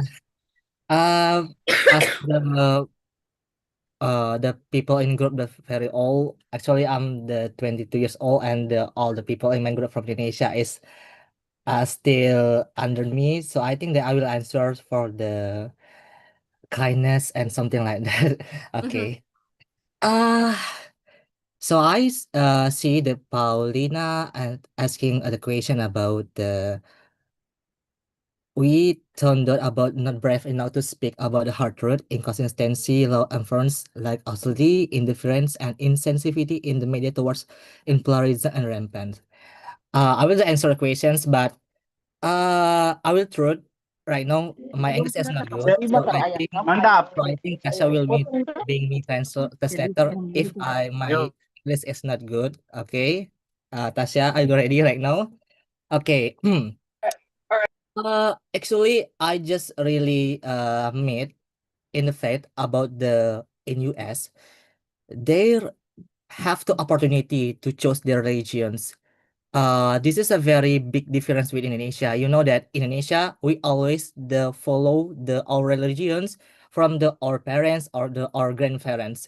We don't have the opportunity to choose the our religions. But sometimes if we choose the another religion, different with the region that we have the growing world up, we always get the hate speech in internet, in social media, or in real life, also in our family too. Actually, it's a very sad because in America, they have the opportunity to choose what the religion, what they are the followings, and I want to say the speak of the truth. You know that in America, they have the open the all the uh study about the religions, about their law, about something like that. In Indonesia, we only have to border about this. It's a very hard to say about what I want to say because you know that undang-undang ITE, because I don't want to speak being to go to jail right now because it's very hard, guys. But we just to learn about this our experience in our hometown. You know that we study about another religions. We study about what their pray, what their about their culture, about something like that. But you know about that, we cannot have the opportunity to get the practice about what their reality in religions. Actually in US, I'm going to what the name Tasha, the Israel segregations. What is that? Synagogue Synagogue. in the I'm US. going to I'm going to synagogue, guys. I'm going to another religions. You know, in Indonesia, we will going to get the head speech if we're going to something like that. But I'm going to the synagogue and I'm just realized that they have their religion, they have their God, they have their belief. But Indonesia, we always get to head speech if you want to share this story in social media and something like that. In my opportunity for these questions about social media, I want to share about this one. But if I share, there the regulation, there something like that in Indonesia don't have to good for this one. So this is why we always don't know about something like that. But I believe for the all student in Patimura about English department, the SUSI program is good. I don't I it's not time the formations, but the opportunity for this program is good. My background is accounting. I don't learning about something like religion, interfaith, something like that. But I'm realized the opportunity for get exchange for the SUSI program is open my mind about what they have the culture in another region, another country, another situation uh in this side of the world in the US. We always saying in the TV or social media, oh, America, United States of America, they have the blah blah blah blah blah blah. But in reality, they're have the very different guys. You can you know first of all, you must to know that to have the relationship, to have the share what you want is you have to good communication. If you don't have the good communication, you must to have to say what you heard. The people for in this being the what the bahasa Inggris narasumber I don't know what because it's hard. Speaker. Being the speaker here, the all speaker in here, they know about my English is not good, but they understand what I'm saying. They say that Firman want to say this one, and this is a very good. You know that sometimes you must to know about your um what your language you're speaking or something like that, because the people will get you have the different stereotype about this one. So this is from my answer. I think the Tasha or something or the other people from my friend in Asia will answer for this question. Thank you. Due to limited time, I will probably just ask one person from Indonesia and one other Sushma or Sangeeta. Maybe can I have Tasha perhaps? Oh yeah, sure. So her question is actually asking about what do you think is the biggest threat to unity in diversity now and the future in Indonesia? I think it mostly among young generations, especially Gen Z, because we are easy to provoke when it comes to certain news in social media. The bias and also the prejudice is really, really strong these days. And yeah, sometimes the government also say something that they don't really mean. I mean, they say that they gave us this freedom of speech, as the Paulina mentioned before, that tone down. We're not tone down actually. We really realize that this is important to speak, like how the government treat us, like we are not allowed to speak on certain news. Yeah, we realize that, but then in this forum, we're gonna just be mindful about what we discussed today about the threat that happened in young generation, how they consume too much information from the social media, and then at the end of the day they end up spreading like hate speech or hate comments, just like my friend Firman mentioned before, that in Indonesia especially, um, we are not allowed to follow our heart to joining certain religions. For example, like what I saw in America, when someone like just I want to be Christians and they're gonna be Christians, like their parents are not gonna force them to stay in their own religions, maybe like Muslims or Hinduism or anything. But in Indonesia, especially, we have to follow our parents' religion, and if not, then obviously we're gonna get the hate speech from not only from our family but then from the other side of the internet as well. And I think the younger generation is the lack of literacy in Indonesia. As you can see, even the PISA survey in Indonesia was really low, and I think that's it.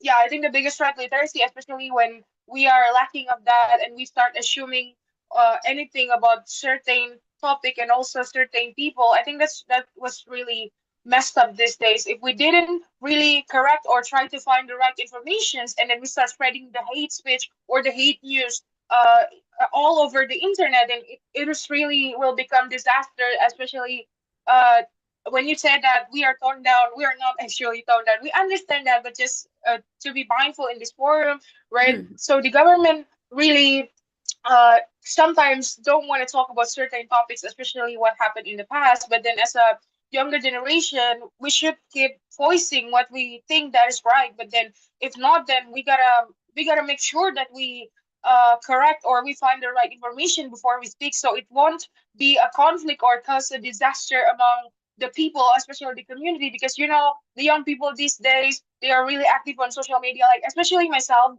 I'm 24/7 on social media and on Instagram, and I see a lot of news, especially about politics, the government this, the government that. And I can say that, the young people these days also aware, especially in Indonesia, they are aware with what happened, especially in the previous months ago, about, the guy that got killed because of the police. Like, HF, all the police are bastards, as they mentioned before. It means that the young generation are aware of this, but then at the end of the day, we have to make sure that we filter every information that we got from the internet, so we won't cause disaster among the community, especially as a younger generation. That's for my opinion. Thank you. Thank you, Tasha, for pointing that out. Yeah, I think what Tasha and Freeman has already mentioned is every um unity and diversity is so beautiful. That in Indonesia people see it as a challenge, but eventually in so many parts of Indonesia it works. People live in diversity, it works. So thank you so much, Firman and Tasha, to bring Indonesia point of view. I think we're missing our friend from Egypt. I've tried to find them in participant. I think they're having some connection problem. So I have Sangeeta and Sushma. Do you mind giving your response to her question? Maybe just for 1 or 2 minutes each. Thank you. Can I go first, Sushma? Is that okay? Yeah, you can. All right. That's actually a very great question that I see. And I think in India especially, I don't think we are currently living in a truly democratic nation as we claim to be. We are the world's largest democracy, but are we practicing it? I don't think so. And the reason is because I feel like of late there has been a rise in attacks against minorities in India, which is Christians and Muslims in India. Hindus are the majority in India. And especially there is a rise in attacks against Muslims in India. They're lynched every day. And apart from religious discrimination in India, there's also caste-based discrimination. And if you're not aware of what caste is in India, it is a social structure. It is a sort of a hierarchy in which people are classified into what they're born with. So let's say there are 4 castes basically, that is Brahmins, Kshatriya, Vaishya, and Shudra. And this is defined from the moment that you're born. And the first 3 castes that I mentioned are upper castes, and the last one is the oppressed caste, and there are castes lower than that. So people of oppressed caste or lower caste, I don't like to call them low caste, of oppressed caste are also discriminated heavily against and are lynched every day. And our country is becoming more and more unsafe every day for women, for religious minorities, and for oppressed caste people. And now coming to your question about the current dynamic that the US has, and if it's dangerous and if it's a threat to the world, I would say that there's a rise in right-wing governments across the world, and especially because the US is so interconnected and layered with other countries, and so many countries depend on it and they rely on it for their economy. And seeing that the tariff that is being imposed on these countries, and India especially recently got levied, I think a 50% tax on all imports that are imported from India to the US. And I just feel like there's this high rise against hate against Indians in the US, in the UK, and in Ireland. I keep seeing these protests in these countries against Indians and especially against immigrants. Although in the US there is an anti-Indian hate, I feel like it's more of an anti-immigrant hate, especially because immigrants are not being tolerated against. There is a rise in white supremacy in the US. And although when we were in the US, we were exposed to the good parts of it because it was a government program and it was sponsored by the Department of State. So all we had to see was, a good picture of it. But I think from what we see in the news of late, there has been a rise in police brutality against people of color in the US. There has been a rise in, I think, lynchings as well in the US, and hate against immigrants. So I think the policy that the US is carrying out towards other countries would cost it pretty soon. Yeah, and that's what I have to say. I feel like maybe people, American citizens, would vote smarter next time. I'm hoping, and we won't have certain people as leaders, as world leaders. So yeah, this is what I have to say. Thank you. Yeah, thank you, Sangeeta, for certain people. Yeah, I got that. Thank you so much. Sushma? Yeah, I'll just conclude with my 1 minute speech. Like what Sangeeta has said already, it's all about India. And in India, we have, as Sangeeta said, we have like caste based divisions, and like we also have, not to point out something that our country has, we also have something like a racial discrimination. And apart from what India is going, and we have explored many things in USA about different cultures, customs they follow. And one thing I could say is that what we can learn from US culture is that there are many religions and practices which have been now going on in America. So one thing which really got me a soft corner is something that right to practice something you want. In India, as I said previously, like in hijab case, it is something a controversial extremity between the state security policy and right of the freedom. It gave a complete divisions between their community feelings and what they want to practice. So in America, we have a what I have experienced was they have they have right to access of freedom what they want to practice their faith. And coming to India, India is India is rich in its tradition, and one thing that America can learn from India is that coexistence of the traditions. We have a lot of traditions from North India to South India, different cultures, languages, styles of food, different. Like I can say, mostly the I and Sangeeta are from the South India. We are rich in our traditions. We have comparatively to the North, and our traditions are quite so familiar, as I can say. And each of us have different festivals and different kind of practices. This is what I can say, and thank you for the university for conducting and the faculty members. It's a great opportunity meeting you all and my cohorts. Thank you all. Have a good day. Thank you so much, Sushma. So much positivity. Love it. Okay, so thank you, Ms. Paulina. I really hope you got the answer you want.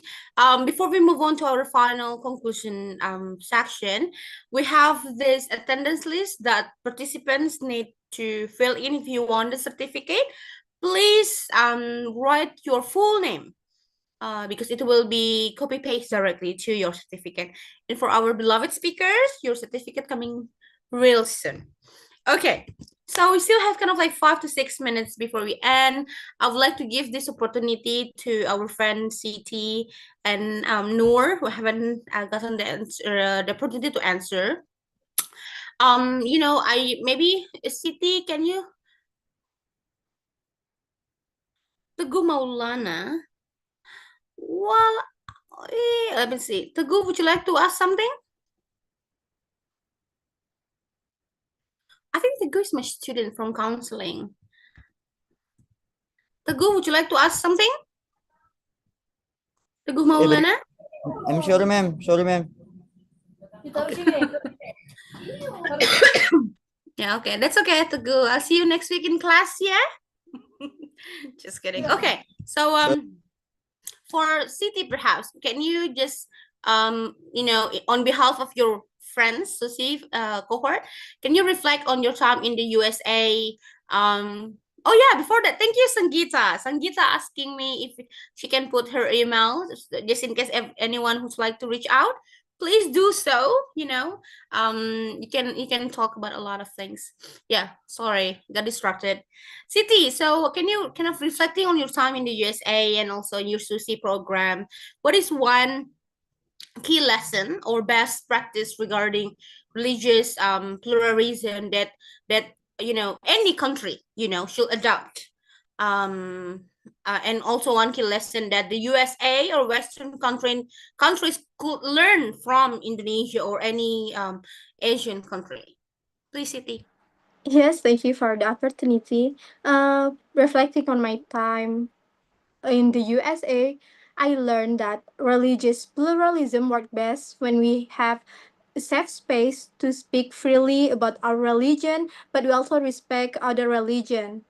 So one key lessons that I really like from my Susi, and I really believe that it will be good if we adopt it in every country, is interfaith dialogue, because with interfaith dialogue we learn about other religion and we can tell them about our religion. From that we can know about what's their perspective and what's our perspective, so we can learn each other, so that will clear every misunderstanding that may have around us. So I also like about the culture there that they have a open and honest dialogue. You can say anything from your perspective. They will try to learn you, try to know you, and they really, really respect you for everything, from everything, for whatever you say. They really respect that. They will not judge us, and I think we have to learn about that. Try to listen from other perspective first, then you can learn about it, then you can speak about your perspective. It will make the communication easier, and it will make the misunderstand minimal. And on the other hand, I believe that one strength from our country is that we have a strong sense of community. We have some strength togetherness that we often connects people regardless whatever our religion. So our community is more strong there beyond our religion. So in part of our country we believe that we connect from a culture. So it's not just because our religion, even though we have a different religion, but we have the same culture, and that makes us connected. And I think every can yes, I think from the USA they can learn about that from us. So I think that's from me. Thank you. Thank you, Siti. Just a quick question. For the I know that you need to make some kind of like action after the Sushi program. Does Indonesia and India have different action plan, or do you guys all have the same one? Different or the same one? Have I different can plan. answer different The same? program, Oh, different program. different. Okay. So this last question I'm gonna ask Noor to speak on Indonesia, and then I'm probably Sangeeta or Sushma, one of you, will also answer this question. So as we conclude, I would like to ask for our final punchy commitment from each country. I mean, like, what is the single most important action, a policy change, or anything that you plan to implement in your community or field or work based on the discussion today or based on your SUSI program? I'll start with Noor, please. So I really love what we are doing right now about a dialogue and then just open discussion about the religious freedom around us. And I think one thing that I really want to commit on doing based on today's discussion is like I also inspired from the questions from Paulina, if I'm not mistaken, your name is Paulina, that because we already do this dialogue in youth community and also in um, other communities in Indonesia and also in my hometown. I think we need to really open up about the problem and also what we are thinking, even though sometimes it's gonna be offended to other people. I know, but we really need to point out on this kind of problems when we're doing the dialogue, because often when we're doing dialogue, what we say is just like we'll make sure that people were not gonna offended, and because we're scared of people getting offended, we are just saying the nice things, and sometimes we don't really get into the problem because we're scared. So I think the commitment that I want to do, well, already do the dialogue in my community, but I think I'm going to improve more on how we are more open about what we feel about the problems on religious freedom, and also not getting scared. So uh, apologize that I will mention a little bit what we learned in US whilst the sushi program. So we went to the UPenn, University of Pennsylvania, and then we learned how to do dialogue better. And I really love that session when we just sit in round and just have this one toy that we held in our hand, and then whoever has that toy, they got to speak and other people has to listen, and we are also have to commit that we're not gonna tell other people what we say in that discussion, and in order to prevent any problems or any misunderstanding on what we're saying during the session, if we are saying that outside of the groups, right? So I think I really want to do that more in my community and wherever I'm going. And also today's we can see all the SUSI alumni from this year 2025, and all of us already learn about how we can become a leader to ourselves, so we can lead other people to do what we are doing in order to build a peace between the religious communities in wherever we are in. So I think that's all from me, and I really hope that this kind of discussion will be more open to other people, so people can also get educated on how to think more openly about this kind of situation. Thank you. Thank you so much, Nur. So that's very true. So oh, I'm reading my Helena's question. Anyway, I think Noor's points about how we need to be very open about everything that's going on in this world, the diversity, the differences, the similarities are all are the things that are gonna bring us together at the end of the day, being open-minded and stuff. Thank you so much, Noor. Maybe one from India. I don't know, you guys choose, or is it Susma or Sangeeta? Susma, would you like to give your final conclusion? Yeah, thank you for that. And one thing if I want to change something, India, is the mindset of the youth here, because they are completely, especially in my state, which I'm living, they are completely politically driven by the leaders here. They are like, they believe everything to be blind and just go along with the political leaders, what they just pass and what the rules they set up or something. They don't fight for their rights, is what I believe. I like what I have seen in different countries, like conflicts which are happening at present situation. They don't come up and speak for their rights. It is something that really important in India. We really need to change for that. And here in India, people are completely like, they are not to say this, like they are they like to they believe like movies are their world, and they believe this is, I'm just laughing at myself because this is really happening in India, and believe the actors and the heroes of the particular movie are their gods. They don't believe something, they don't be in the reality what is happening, and this is something, and misunderstanding and miscommunications are creating a lot of conflicts and disrupts between the religious communities. It is one thing like engaging the youth in participating the government initiatives like NGOs, peace buildings can help our youth in India to work for a better nation. Thank you. Thank you so much, Sushma. I think this is a very beautiful way to conclude our session. And I think everyone, I encourage you to also read Ma'am Helena's response in the chat box.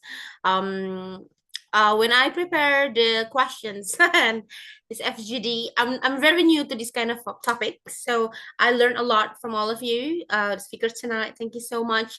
And I think I'm a lot older than all of you, but I'm younger than Ma'am Helena. But yeah, I've been through that conflict here in Maluku, and I also face I went to Australia, and also I feel like the freedom here in Indonesia and out there are quite different. But again, I want to quote some of the speakers here saying we need to be ready to voice what's in our mind, as long as it's the right thing to do. I think I want to thank everyone, the speakers, participants, for such compelling and honest insights to the topic, unity and diversity. I think the perspective from Indonesia, Egypt, and India has opened our mindset and also broaden our sorry, also broaden our knowledge about religious freedom itself. Thank you so much. I know that your answer is probably enriched by your Susi experience. We're very proud to have you here. Thank you so much for provided invaluable lessons for all of us. Good luck in your future endeavor, and hope to have like Noor said. I mean, let's have this kind of discussion again. Maybe in next time we can have more difficult what I'm gonna say, more difficult topics. But I think the moderator I shouldn't be the moderator. I think if we're gonna have something more difficult, let's have someone else. And I think some speaker have already dropped their email down there and Instagram if you guys want to reach out and say, hey, Tasha or Sangeeta, let's have some discussion about this. I think that's a very good way to, prepare ourselves for differences in this world. So on behalf of Patimura University, Faculty of Teacher Training of Education, we have Mem Osha here also is the head of English department. I want to thank everyone. Thank you so much for being here. We hope this discussion serves you as, an important message for further action and also dialogue. Thank you so much and good night, everyone. Enjoy. Have a week. Thank have a you great so weekend. much, all the speakers. How Thank about you for teacher? Can we have a group everyone. photo? Yeah, Is that of okay? course, Mayu. Yes, let's have a group photo. I forgot. I'm so sorry. I was like, Hey, Mayu, can you do that? Yeah, I will. Let's do some group photo. Let's do it with the speaker first. 1, 2, 3. We're missing the one from Egypt. And then I'm going to change the view to the gallery for all the participants. Everyone, if you can open your camera, that will be great. In 1, 2. One more time, the second slide. 1, 2. Okay. I'm sorry. It is very hot in this room. Anyway, thank you so much, everyone. Thank you, Ma'am Helena, for joining us from Australia. Very nice to see you. Hi, And Helena. have a great weekend, Thank you. everyone. Thank you Bye, so much, Mocha. Sushma. Thank you. Thank you, Firman. Thank you. Thank you Siti. so much. Have a good night, everyone. Nice to Thank meet you. you. Bye Great bye. weekend. Have a nice Bye. weekend.